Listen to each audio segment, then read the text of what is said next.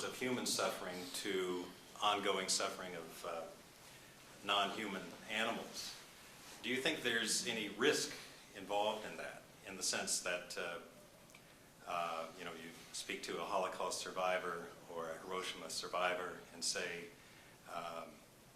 I understand how horrific that was, but also remember that there are hundreds of species in the rainforest being eliminated. You know, you're not alone.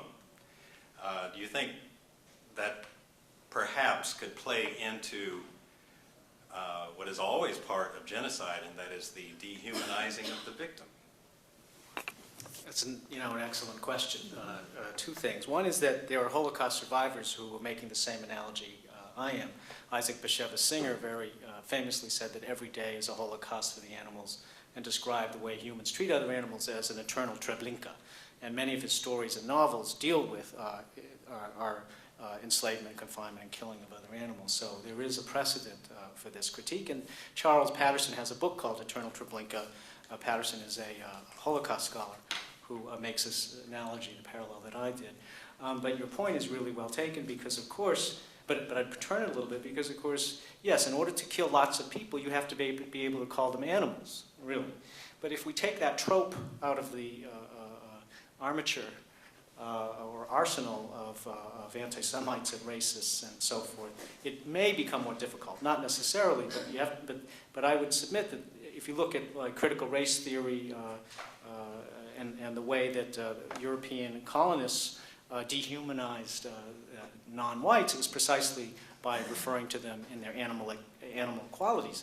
But if we don't see animal qualities as being a bad thing, and we don't see other animals as being abject and worthy of extermination, then that doesn't gain traction. So I don't think that we have to degrade the human being or remove our dignity by, in a way, bringing up the other animals. And by bringing them up, I simply mean recognizing phenomenologically and scientifically what is there, the thing itself. And all the scientific evidence is showing that other animals are conscious, that they have self-consciousness, that they have empathy, that they, not all of them, but whatever, that they can, pigeons outperform human beings on some aspects of the standardized IQ test for human beings, actually.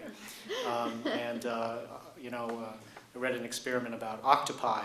Some Italian researcher was torturing an octopus in a tank and discovered that this octopus would, or an octopus in an adjacent tank would refuse to eat to prevent his or her companion from being electrocuted.